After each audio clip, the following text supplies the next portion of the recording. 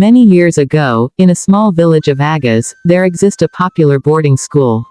One night when all the students have gone to bed, the night was very quiet and peaceful. It wasn't the kind of peaceful silence that made one feel safe, it was the eerie type that made the skin crawl.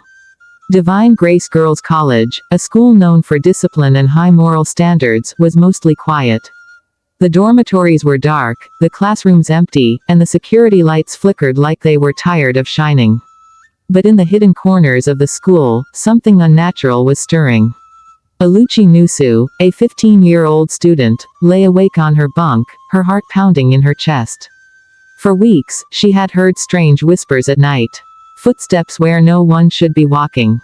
Giggles that disappeared into the wind. Tonight, the sounds were louder.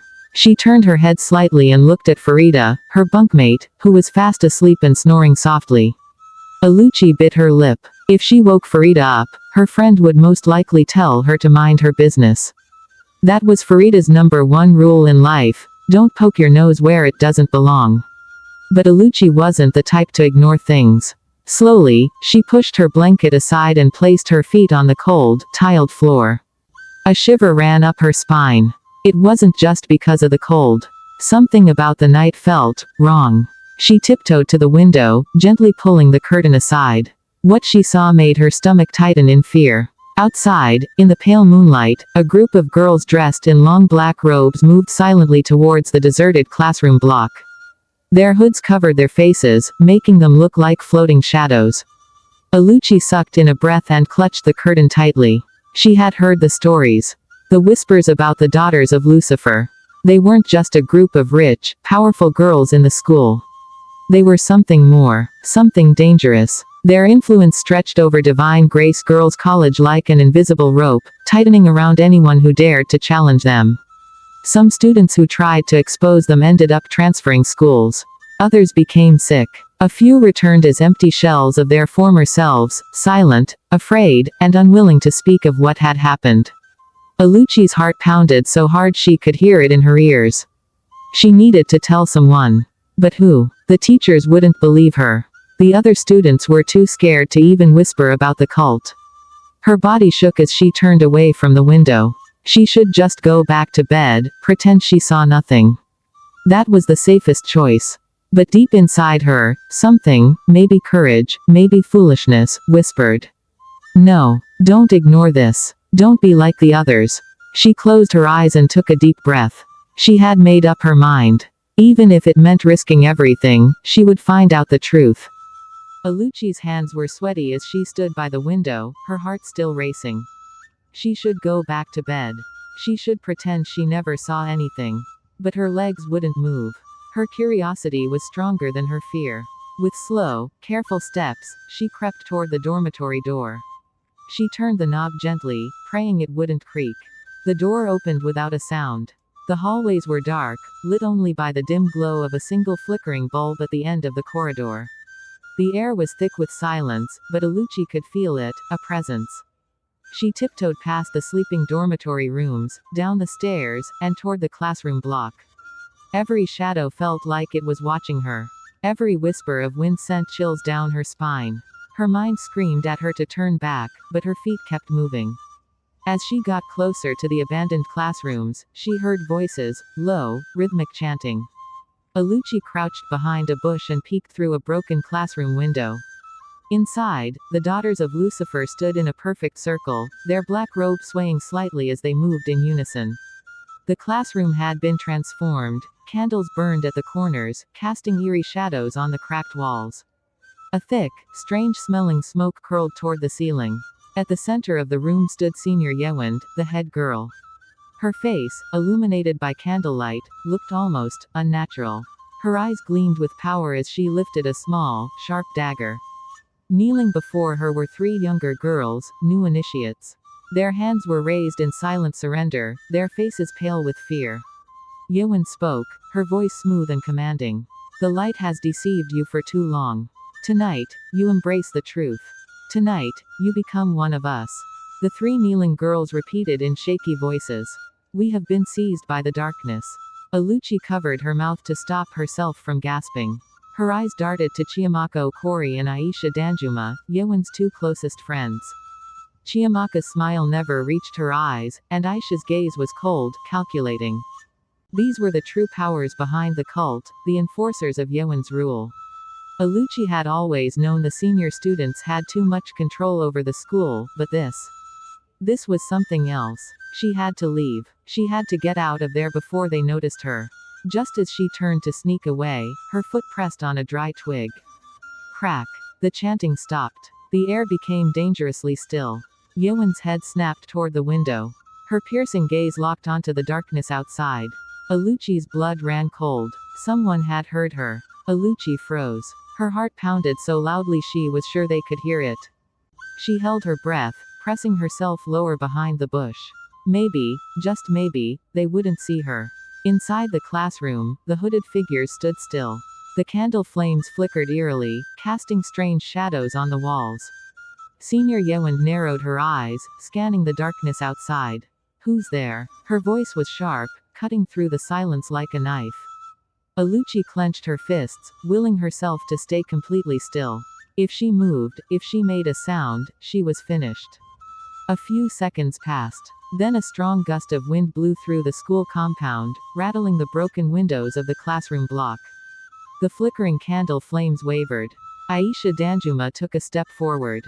It's probably the wind. Yewon held her gaze on the window a second longer before slowly turning back to the kneeling girls. Fine. But we must be careful. The walls have ears. Aluchi didn't wait to hear the rest. As soon as their attention was off her, she turned and crawled away on shaky limbs. Every movement felt like an eternity. When she was finally far enough, she stood and ran, barefoot, silent, terrified. By the time she reached her dormitory, she was panting. Her throat was dry. Her legs felt weak. She pushed the door open carefully and tiptoed to her bunk. Farida was still snoring, unaware that her best friend had just brushed shoulders with something evil. Aluchi sat on her bed, pulling the blanket over herself, trying to calm her shaking body. What had she just seen?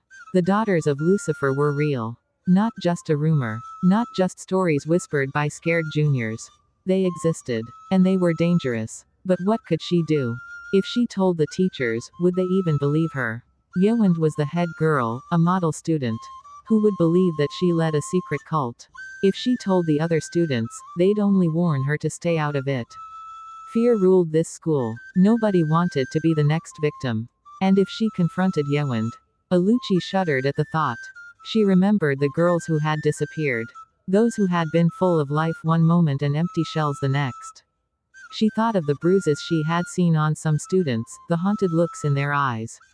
Now, she understood. They had tried to fight back. And they had lost. She swallowed hard. She should pretend she saw nothing. That was the smart thing to do. But deep inside her, something told her she couldn't ignore this. Even if it meant risking everything. Aluchi barely slept. Every time she closed her eyes, she saw them, the girls in black robes, their eerie chanting, Senior Yewon's piercing gaze. The candlelight, the dagger, the fear. It was all burned into her mind. By morning, she felt drained, but she couldn't afford to look weak. Not here. Not at Divine Grace Girls College, where fear was disguised as respect. The morning bell rang. Girls shuffled out of their bunks, yawning and stretching. Farida groaned beside her. Aluchi, did you even sleep? You look like a ghost. Aluchi forced a small laugh. I'm fine. Just had a bad dream. It wasn't a total lie. As they lined up to brush their teeth, Aluchi felt eyes on her. Watching. Waiting. She turned her head slightly. Chiamaka Okori, Yewon's right-hand girl. She stood by the dormitory entrance, arms folded, eyes fixed on Aluchi. Unlike the other girls who chatted and laughed, Chiamaka was silent, unmoving, like a predator watching its prey. Aluchi's stomach twisted. Had they seen her last night? She looked away quickly and tried to focus on brushing her teeth. Her hands trembled. The day dragged on. During morning assembly, Yewon stood on the podium, addressing the school as usual, elegant, confident, smiling. Nobody would believe that the same girl had held a dagger in her hand just hours ago, welcoming new members into darkness. Aluchi barely heard a word. She was too focused on the burning question in her mind. What happens now? Would they confront her, warn her, hurt her? By lunchtime, she had her answer. She was heading to the dining hall when she felt a sudden grip on her wrist. Strong, unfriendly. Chiamaka, come with me. Her voice was soft, but her grip said there was no room for argument. Aluchi's throat went dry. She glanced around. Students bustled about, laughing, gossiping, eating. Nobody noticed what was happening. Or maybe, they were pretending not to. She had no choice. Chiamaka led her behind the school library, a secluded spot where no one dared to go unless they wanted trouble. Aisha Danjuma was already there, leaning casually against the wall, picking at her nails. Then came the final shadow. Yewind. The head girl walked slowly, deliberately, like she had all the time in the world. She stopped just inches from Aluchi, tilting her head slightly. You were awake last night, weren't you? Aluchi's heart pounded. Lying wouldn't help. But telling the truth might be worse. I don't know what you're talking about. She forced her voice to stay steady. Yewind smiled, but her eyes were cold. You're a smart girl, Aluchi. And I like smart girls. But smart girls also know when to keep their mouths shut. Aisha stepped closer. It would be a shame if something bad happened. Chiamaka smirked. People get sick all the time. People transfer. People disappear. The threat was clear. Aluchi swallowed hard. She felt trapped, surrounded. She had to be careful. I saw nothing. Her voice was firm. I know nothing. Yewind studied her for a long moment. Then she smiled again. Good girl. She turned and walked away, her black shoes clicking against the pavement. Aisha followed, then Chiamaka. Aluchi exhaled shakily, feeling the weight of their warning settle over her. They had let her go. But the message was clear, they were watching her. And if she made one wrong move, she wouldn't be so lucky next time. Aluchi felt like she was walking on thin ice. Everywhere she turned, she sensed them watching. At the dining hall, she caught Aisha staring at her from across the room, stirring her food slowly, her expression unreadable. During afternoon prep, Chiamaka walked past her desk and, accidentally, knocked her books to the floor. Oops, she said with a smirk, not even bothering to help. It was a warning. They weren't done with her. Aluchi forced herself to act normal, but inside, she was screaming. She had to do something. But what? If she spoke up, would anyone believe her? Would they even listen? She couldn't afford to be reckless. She needed a plan. But first, she needed someone to talk to. That night, she waited until the dormitory was quiet. She had made up her mind. There was only one person she could trust. Adaze Ojo. The quiet, churchy JSS2 girl. It wasn't just that Adaze was deeply religious, Aluchi had noticed something else about her. Unlike the others, Adaze was not afraid. While other students walked around carefully, avoiding trouble, Adaze held her head high. While juniors flinched at the sight of Yewind and her group, Adaze simply watched. She knew something. Aluchi slipped out of bed and tiptoed toward the junior dormitory. Every creak of the wooden floor felt deafening. She reached Adaze's bed and gently shook her shoulder. Adaze, wake up. The younger girl opened her eyes instantly, as if she had been expecting her. I need to talk to you. Aluchi's voice was barely a whisper. Adaze sat up. She didn't ask questions. She simply nodded and followed Aluchi out to the corridor. The moonlight cast a soft glow, but shadows stretched in the corners, making everything feel eerie. You saw them, didn't you? Adaze asked. Aluchi's breath caught. You know. Adaze exhaled. Everyone knows, but most people pretend they don't. But you, Aluchi swallowed. You're not scared of them. Adaze met her gaze. I am. But fear is not the same as defeat. Aluchi's hands were shaking. They threatened me, Adaze. I don't know what to do. The younger girl studied her for a long time. Then she said, you can't fight this alone. But you also can't run. You were meant to see what you saw, Aluchi. Maybe it's time we do something about it. Aluchi's stomach twisted. For the first time since that night, she didn't feel completely alone. But the battle was only just beginning. Somewhere in the darkness, something moved. A shadow. Watching. Listening. The daughters of Lucifer knew. And they were not going to sit back and let Aluchi fight back. Aluchi barely made it through the next day. Her body was in class, but her mind was elsewhere, playing and replaying Adaze's words. Maybe it's time we do something about it. It sounded so simple, yet Alucci knew it wasn't. The daughters of Lucifer weren't just some school bullies. They had power, influence. Fear was their weapon. And now, Alucci had painted a target on her back. She didn't have to wait long for their response. It started with small things. At breakfast, she reached for her spoon, only to find it coated in something sticky and black. Palm oil and ashes. A bad omen. At the library, the book she had been reading had been ripped apart, its pages torn into shreds. In the hallway, she bumped into a senior by mistake. Before she could apologize, she heard a whisper in her ear. Careful, Alucci. Accidents happen. She turned sharply, but the girl was already gone, blending back into the crowd. By the time evening prep came, Alucci's hands were trembling. They were warning her. And if she didn't back off, they wouldn't stop at threats. That night, she met Adaze again. They know. Alucci's voice was barely a whisper, but Adaze nodded as if she had already expected it. Of course, they do. That's how the darkness works. It strikes first, to scare you into silence. Alucci exhaled shakily. Then what do we do? Adaze didn't hesitate. We pray. Alucci blinked. That's it. Adaze smiled faintly. Prayer is not just it, Alucci. It's the beginning. The same way they use rituals and incantations to draw their power, we must use our own weapons. Alucci sighed. She had never been the overly religious type. But after what she had seen, she knew that this was no ordinary school drama. It was a battle. And battles needed warriors. All right, she whispered. Then we fight. She hadn't even finished speaking when the dormitory door creaked open. Both girls froze. A figure stood at the entrance. A silhouette. Tall. Still. Watching them. Then, slowly, the figure stepped forward. The flickering corridor light illuminated the face. Chiamaka. And she was smiling. What are you two whispering about? Alucci's throat went dry. Chiamaka stood at the dormitory entrance, arms crossed, her smile slow and deliberate. Not friendly. Not warm. Just knowing. Adaze didn't flinch. We were just talking. Chiamaka tilted her head. Talking. At this hour. She took a slow step forward. You know, girls who whisper in corners tend to have a lot to hide.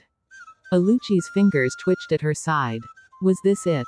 Was she about to disappear like those other girls who dared to question the daughters of Lucifer? Chiamaka sighed dramatically, as if she were a disappointed teacher. Alucci, you're new to this, so I'll explain nicely. She leaned in, lowering her voice. This school has rules. Some written, some not. You broke an important one. Alucci forced herself to hold her gaze. Which rule is that? Chiamaka's smile widened. You saw what you weren't supposed to see. Silence. Adaze stood firm, her Bible clutched at her side, but Alucci's heart pounded against her ribs. I didn't see anything, Alucci finally said. Chiamaka tsked. Don't lie. You're a smart girl, Alucci, but being smart can be dangerous. She turned her gaze to Adaze.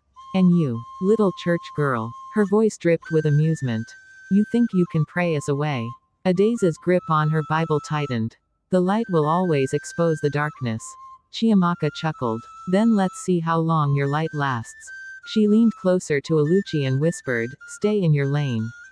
Before you find yourself lost. Then, without another word, she turned and walked away, her white socks silent against the dormitory floor. The moment she was gone, Alucci let out the breath she had been holding. Adaze, they're going to come for me. Adaze nodded, her face grim. They already have. Alucci ran a shaky hand through her hair. What do we do now? Adaze's eyes darkened with something unreadable. We prepare. That night, Alucci barely slept. Every noise, every whisper, made her flinch. When she finally drifted off, she dreamt of shadowy figures circling her, whispering her name. And in the morning, when she woke up, something was waiting for her. A small note, neatly folded, placed beside her pillow. With only 3 words written in red ink. You are next. Alucci's fingers trembled as she held the note. You are next. 3 words. Simple, yet terrifying. She threw the note away like it was burning her fingers. Her heart pounded so hard it felt like it would burst from her chest. Adaze picked up the note calmly and read it. Instead of looking afraid, she only sighed. They want to scare you. Aluchi let out a shaky breath. Well, it's working. Adaze sat on the bed beside her. That's how they win. They feed on fear. They don't have real power, Aluchi. Their power is in making people believe they do. Aluchi shook her head. Tell that to the girls who went missing. Or the ones who walk around like ghosts after speaking out. Adaze looked her straight in the eyes. That's why we can't stop now. Aluchi blinked. What do you mean? Adaze's voice was firm. We expose them. Aluchi's stomach dropped. Adaze, are you crazy? Did you not see the note? They will destroy us. Adaze held up her Bible. Not if we bring the truth to light. Aluchi stared at her, unsure whether to admire her courage or call her insane. Then, the lights in the dormitory flickered. Both girls went still. The air grew thick, heavy, like something invisible had just entered the room. A whisper. A soft, eerie voice that was not human. You should have stayed quiet, Adaze. The windows slammed shut. The door creaked open, but no one was there. Then, a sharp pain shot through Aluchi's head. She clutched it, groaning. The room spun. Adaze dropped to her knees, eyes shut tight. Father, in the name of Jesus. The room shook. The bunk beds rattled. Aluchi felt like she was being pulled into a dark pit. Her body went cold. And then, everything stopped. The light stabilized. The door stood still. The windows unlocked. Adaze opened her eyes, breathing heavily. She turned to Aluchi. Do you believe me now? Aluchi, still shaking, nodded. She had just witnessed a battle between light and darkness, and she knew where she stood now. She grabbed Adaze's hand. We expose them. We fight back. Adaze smiled. Good. Then let's begin. But in the shadows, someone had been watching. Chiamaka. And she was not smiling this time. You want war, she whispered. Then war it is. The silence in Divine Grace Girls College was no longer peaceful. It was a warning. Aluchi and Adaze had made their choice, to fight, to expose the darkness. But they had no idea what they were truly up against. The Daughters of Lucifer were not just a group of mean senior girls. They were something older, darker, and more dangerous. Chiamaka had seen them. She had heard them. And now, they were coming. Would Aluchi and Adaze survive the battle ahead? Or would they, too, be swallowed by the darkness? What would you do in Aluchi's situation? Do you believe in the power of light versus darkness? If you were in Divine Grace Girls College, would you fight back or stay silent? Let me know your thoughts in the comments. And don't forget to like, share, and subscribe for more thrilling stories. The battle has just begun.